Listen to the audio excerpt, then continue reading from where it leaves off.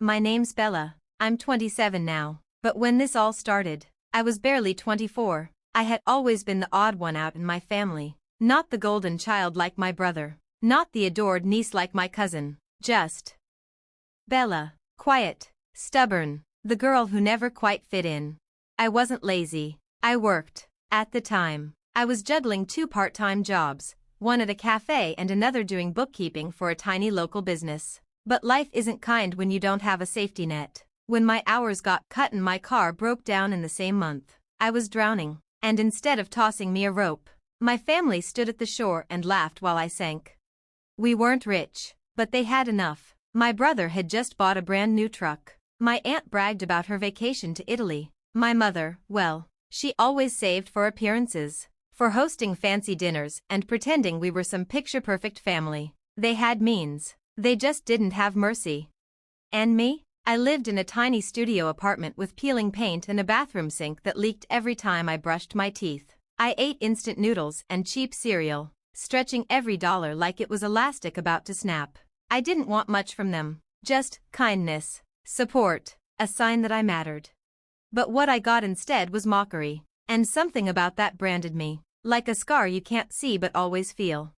I was angry, yes, but more than that, I was determined. If I couldn't be their favorite, then I'd become something else entirely, something untouchable. Family gatherings after that day became unbearable. I'd sit quietly in the corner, picking at food I didn't even taste, listening as they boasted about their successes. My brother, Derek, would flash his new Rolex. My aunt, Marlene, always had a story about her exclusive friends, and my mother would beam with pride at them, never at me.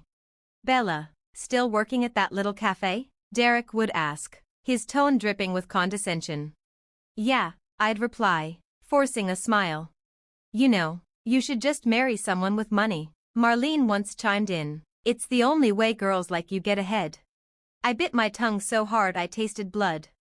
But the cruelest part wasn't their words, it was the way they dismissed me entirely, like I wasn't even worth the effort of real conversation. I was a shadow in my own family. Still, I observed. I listened. I noticed how Derek flaunted his business deals, but whispered about debts when he thought no one was listening. I noticed how Marlene bragged about her wealth, but borrowed from friends constantly. And my mother? She smiled like she ruled the world, but I knew she feared losing control of her image more than anything. That's when the idea first began to form, not a plan. Not yet, just a seed. If they thought I was weak, invisible, a nobody, maybe invisibility could become my weapon. I wouldn't confront them head-on, not yet. First, I'd learn. I'd wait. I'd sharpen myself until the day came when their laughter would choke in their throats. It all came to a head one rainy night. My car had broken down again, and I was walking home from my cafe shift with soaked shoes and a half-dead phone. The rain clung to my hair, plastering it to my face, and every step felt heavier than the last. When I got home, there was an eviction notice taped to my door. Final warning. My landlord's scrawled signature at the bottom felt like a knife through my chest. I slumped against the door and just broke. The kind of crying that doesn't make a sound, only gasps. The kind that rips something raw from inside you. I had no one, or at least, that's how it felt. But desperation has a cruel way of forcing your hand. So, against every instinct, I swallowed my pride and called my mother. She picked up on the third ring, her voice crisp, like she was already annoyed. Bella? Mom. Can I come over? Please, I need to talk. A pause, then, a clipped sigh. Fine, but make it quick. When I got there, dripping wet and shivering, they were all in the living room, laughing over wine. Derek sprawled on the sofa, Marlene clutching a glass like it was her crown. My mother perched like a queen in her chair. Look who decided to show up, Derek said, smirking. I explained everything, my hours cut, the car repairs, the eviction notice. My voice cracked, but I forced myself to finish. I wasn't asking for much, just a loan, a little time, a chance.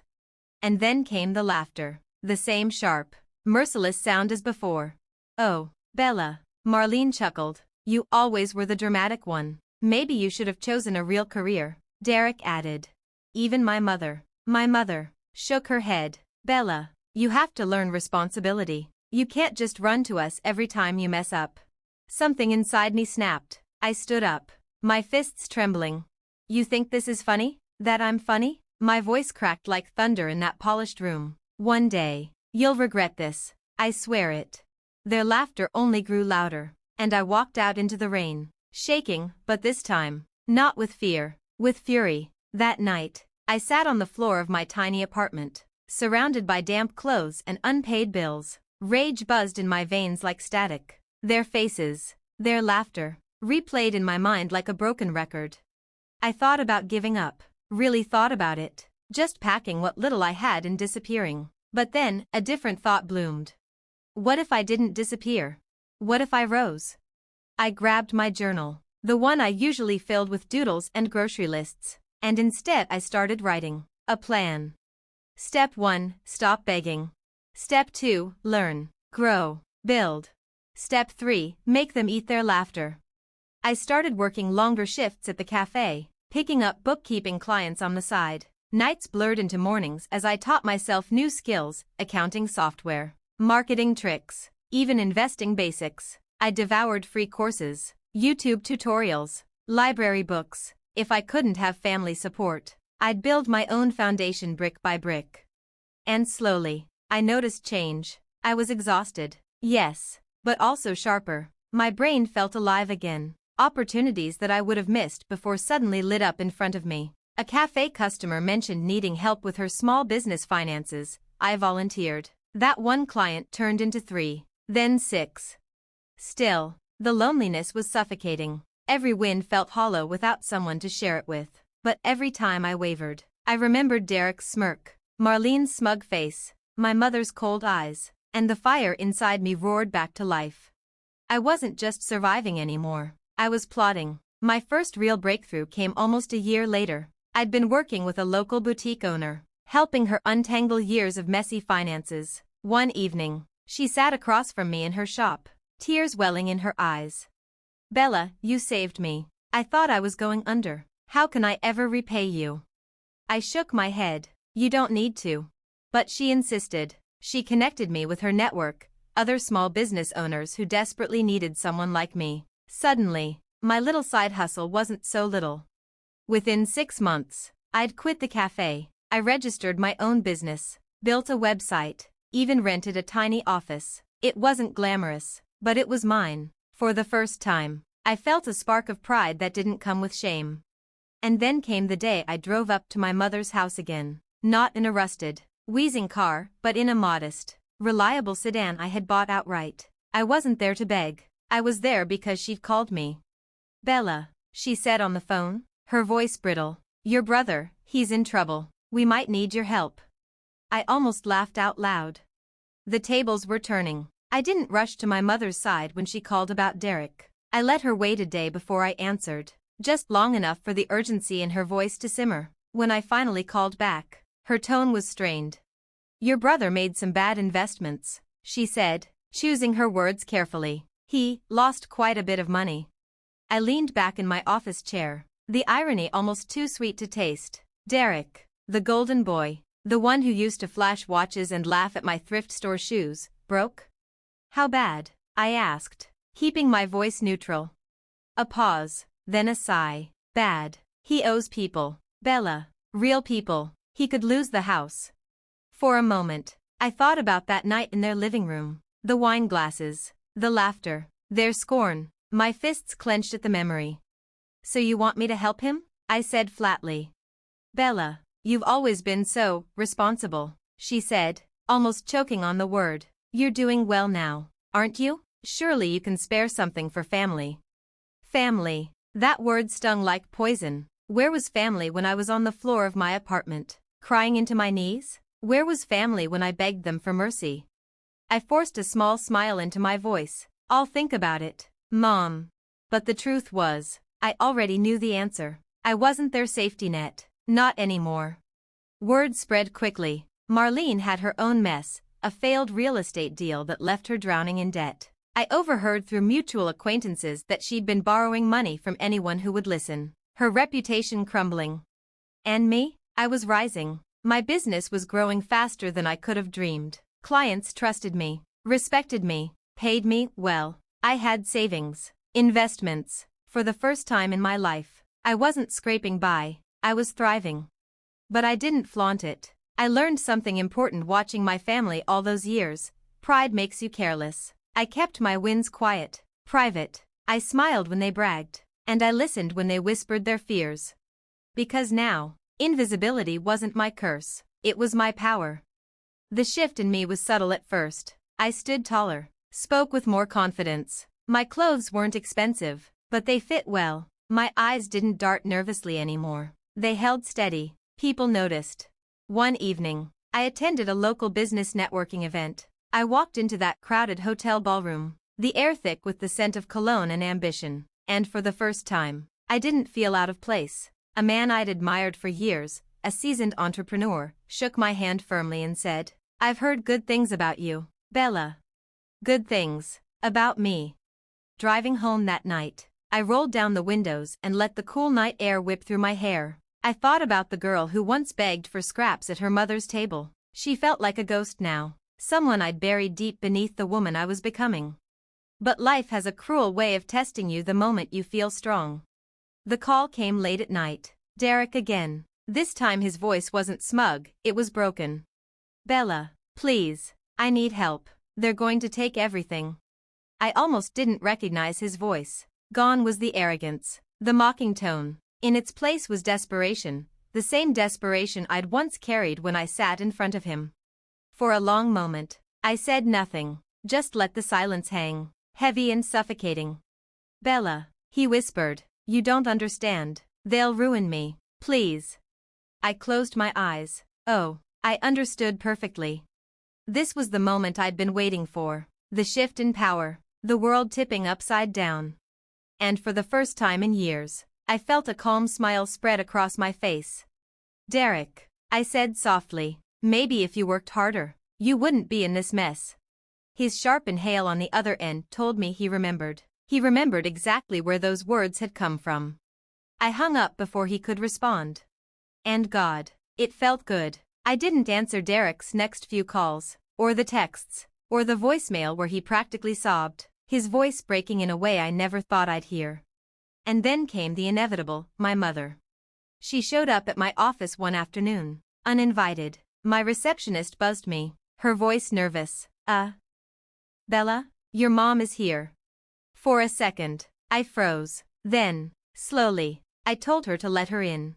When my mother walked into my office, her heels clicking against the floor, I saw something in her face I'd never seen before, cracks. Her perfect hair was slightly out of place, her lipstick smudged, but most shocking of all, her eyes weren't cold, they were pleading. "Bella," she said, her voice almost trembling, "we need your help." The we was everything. For years, it had been them against me, Derek the golden boy, Marlene the socialite, my mother the queen, and now they were grouping me in, because they had no choice. I gestured for her to sit, my expression calm. "Tell me." She sat, clutching her purse like it might save her. "Derek owes people money. Serious people. They'll take his house. He could lose everything. And Marlene, she's in even worse shape." I folded my hands together and tilted my head. "So, what does that have to do with me?" Her eyes widened, as if she couldn't believe I was serious. "You're doing well, Bella. You have resources now. Family takes care of each other." I almost laughed. Family. That word again, suddenly so convenient. "Do you remember the night I asked for help?" I asked softly. She flinched, just barely. "I remember you laughed, Mom, all of you did. And do you know what I promised myself that night? That I'd never need you again, and I don't." Her lips parted, but no sound came. I leaned forward, my voice like steel. "So tell Derek, tell Marlene, tell whoever else, you're on your own, just like I was." For the first time in my life, I watched my mother's mask crumble. Her eyes glistened, her mouth trembled, she looked small. And I felt nothing but cold, quiet satisfaction. The fallout came faster than I expected. Derek's debts caught up with him. His flashy car was repossessed, his house foreclosed, Marlene's reputation shattered. Whispers of bankruptcy followed her like perfume. And me? My business thrived. My name carried weight in the community. People respected me, trusted me. The irony was sharp, strangers gave me the support my own blood never had. Then came the dinner, the Last Supper. As I think of it now, my mother invited me, almost begged me to come. Out of curiosity, I went. When I walked into that same living room, it felt like stepping onto a stage where the roles had been completely rewritten. Derek sat hunched, his face pale and drawn. Marlene avoided eye contact, her jewelry long pawned. My mother looked older than I'd ever seen her, her shoulders heavy. They didn't laugh this time, they didn't smirk, they didn't mock me. Instead, they looked at me with something I never thought I'd see in their eyes: fear. "Bella," my mother began, her voice shaking, "we know we've made mistakes, but we're still family. Can't you find it in your heart to help us?" I set down my glass, the sound sharp against the table. "Help you?" I repeated slowly. "The way you helped me?" Silence. Not one of them dared to answer. I stood, smoothing my jacket, my heart steady. "No. You made me who I am today, not through love, not through kindness, but through cruelty. And now, you can live with the consequences of that." I turned toward the door. Behind me, I heard a soft sob, my mother's, maybe Marlene's. Derek muttered something that sounded like please. But I didn't look back. That was the night the balance of power shifted forever. And for the first time, I felt free. When I think back to the girl I was, the girl who sat at my mother's table, begging for scraps of compassion, I almost don't recognize her anymore. That version of Bella was small, fragile. She thought family meant love, and that blood guaranteed loyalty. She believed if she just tried hard enough, someone would care. But the laughter that day burned those illusions out of me like fire through paper. What was left behind wasn't weak, it was steel. And over the years, that steel has only sharpened. 3 years have passed since the night I walked away from their house for the last time. My mother's sobs echoing in the background. Derek whispering please. Marlene unable to even meet my eyes. And I didn't look back. I never have. Not once. My rise, their fall. After that night, my life only climbed higher. My business doubled in size, then tripled. I hired staff, leased a larger office, and took on clients I once thought were unreachable: law firms, high-end retailers, even a chain of restaurants. I became known not just as someone good at numbers, but as someone relentless, someone who turned chaos into clarity. Money stopped being the monster under my bed. I bought a home, not lavish, not dripping in chandeliers like my mother once dreamed of, but a modern, sleek house with sunlight pouring through the windows and a garden I tended myself. Every corner of it screamed mine. But what made me proudest wasn't the money or the house. It was freedom. Freedom to wake up without dread. Freedom to know I could handle whatever storm blew my way. Freedom to never again have to bow my head in shame. Meanwhile, my family unraveled. Derek lost everything. His debts ate him alive. The flashy cars, the Rolexes, the smug grin, they all vanished. I heard whispers that he'd moved into a cramped apartment, working long shifts at a warehouse just to keep food on the table. The same man who once sneered at my cafe job now broke his back for minimum wage. Karma has a sharp sense of humor. Marlene fared no better. Her real estate empire collapsed like a house of cards. The exclusive friends she used to brag about disappeared the second she stopped being useful. Last I heard, she was renting a tiny condo, selling jewelry she once flaunted, bitter and alone. And my mother, she aged faster than time should allow. The stress carved lines into her face, dulled the light in her eyes. For a woman who once worshipped appearances, who valued status above all else, losing control of her image was her greatest punishment. And the best part? None of it was my doing. I didn't sabotage them. I didn't plot their downfall. I just let the world do what it always does: expose weakness, punish arrogance, and reward perseverance. They destroyed themselves. All I did was refuse to save them. Their pleas. They tried. Of course, my phone lit up with calls I ignored. Emails arrived with subject lines like "Bella, please and we need you." My mother even showed up at my office once more. But this time she didn't step foot inside. She just stood across the street, watching, her shoulders sagging as if the weight of all her choices had finally crushed her.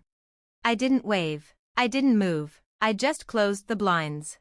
Because here's the thing, helping them now wouldn't be noble. It would be self-betrayal. To extend mercy to people who mocked me at my lowest isn't kindness, it's self-inflicted cruelty. And I've bled enough for them. The ghost of the past. Sometimes, late at night, I sit in my living room, a glass of wine in hand, and I think about that night, the rain, the eviction notice, the sound of their laughter. I remember how it felt to walk away drenched, shaking, empty. And then I look around me now. The house, the quiet, the calm, the woman I became. And the best part? None of it was my doing. I didn't sabotage them. I didn't plot their downfall. I just let the world do what it always does, expose weakness, punish arrogance, and reward perseverance. They destroyed themselves. All I did was refuse to save them. Their pleas. They tried. Of course, my phone lit up with calls I ignored. Emails arrived with subject lines like Bella, please and we need you. My mother even showed up at my office once more. But this time she didn't step foot inside. She just stood across the street, watching, her shoulders sagging as if the weight of all her choices had finally crushed her. I didn't wave. I didn't move. I just closed the blinds. Because here's the thing, helping them now wouldn't be noble. It would be self-betrayal. To extend mercy to people who mocked me at my lowest isn't kindness, it's self-inflicted cruelty. And I've bled enough for them. The ghost of the past.